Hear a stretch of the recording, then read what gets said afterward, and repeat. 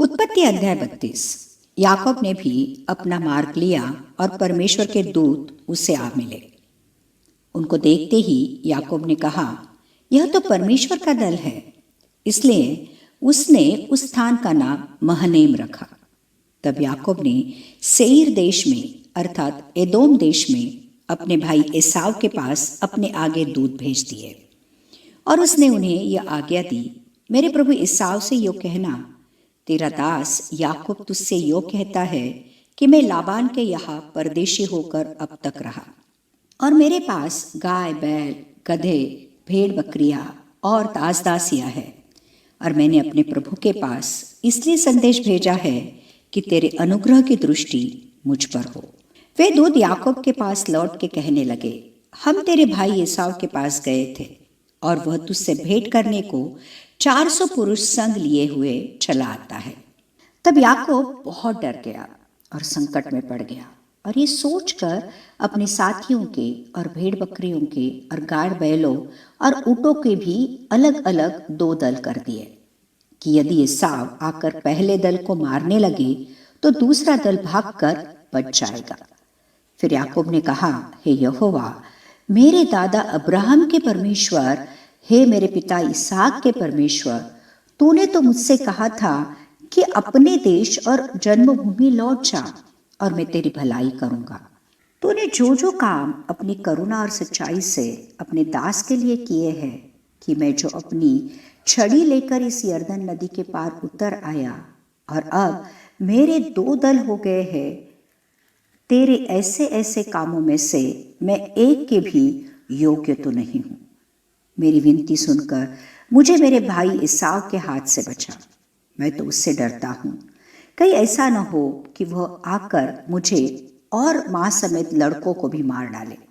तूने तो कहा है कि मैं निश्चय तेरी भलाई करूंगा और तेरे वंश को समुद्र की बालू के किनकों के समान बहुत करूंगा, जो बहुतायत के मारे गिने नहीं जा सकते। उसने उस दिन रात वही बिताई और जो कुछ उसके पास था उसमें से अपने भाई एसाव की भेंट के लिए छाट छाट कर निकाला, अर्थात 200 बकरियां और 20 बकरे और 200 भेड़े और 20 मेढ़े और बच्चों समेत दूध देने वाली 30 ऊँटनियां और 40 गायें और 10 बैल और 20 गधिया और उनके 10 बच्चे। इनको उसने झुंड झुंड करके अपने दासों को सौंपकर उनसे कहा, मेरे आगे बढ़ जाओ और झुंडों के बीच बीच में अंतर रखो। फिर उसने अगले झुंड के रखवाले को ये आज्ञा दी, जब मेरा भाई एसाव तुझे मिले और पूछने लगे, तू किसका दास है और कहाँ जाता है, और ये जो तेरे आगे आगे है वे किसके हैं, तब कहना, यह तेरे दास याकूब के है। हे मेरे प्रभु एसाव, ये भेंट के लिए तेरे पास भेजे गए हैं और वह आप ही हमारे पीछे पीछे आ रहा है। और उसने दूसरे और तीसरे रखवालों को भी वरन सबों को जो झुंडों के पीछे पीछे थे ऐसी ही आज्ञा दी कि जब एसाव तुमको मिले तब इसी प्रकार उससे कहना, और यह भी कहना, तेरा दास याकूब हमारे पीछे पीछे आ रहा है, क्योंकि उसने ये सोचा कि यह भेंट जो मेरे आगे आगे जाती है, इसके द्वारा मैं उसके क्रोध को शांत करके तब उसका दर्शन करूंगा। हो सकता है वह मुझसे प्रसन्न हो जाए। इसलिए वह भेंट याकूब से पहले पार उतर गई और वह आप उस रात को छावनी में रहा। उसी रात वो उठा और अपनी दोनों स्त्रियों और दोनों दासियों और 11 लड़कों को संग लेकर घाट से यब्बोक नदी के पार उतर गया। उसने उन्हें उस नदी के पार उतार दिया, वरन अपना सब कुछ पार उतार दिया, और याकूब आप अकेला रह गया। तब कोई पुरुष आकर पाँव फटने तक उससे मल्ल युद्ध करता रहा।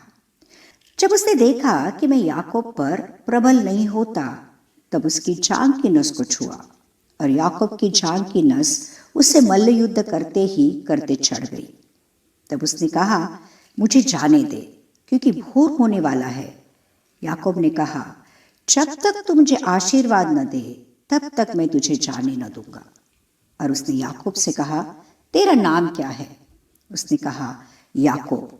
उसने कहा, तेरा नाम अब याकूब नहीं परंतु इज़राइल होगा, क्योंकि तू परमेश्वर से और मनुष्य से भी युद्ध करके प्रबल हुआ है। याकूब ने कहा, मैं विनती करता हूँ, मुझे अपना नाम बता। उसने कहा, तू मेरा नाम क्यों पूछता है? तब उसने उसको वही आशीर्वाद दिया। तब याकूब ने यह कहकर उस स्थान का नाम पनीएल रखा, परमेश्वर को आमने सामने देखने पर भी मेरा प्राण बच गया।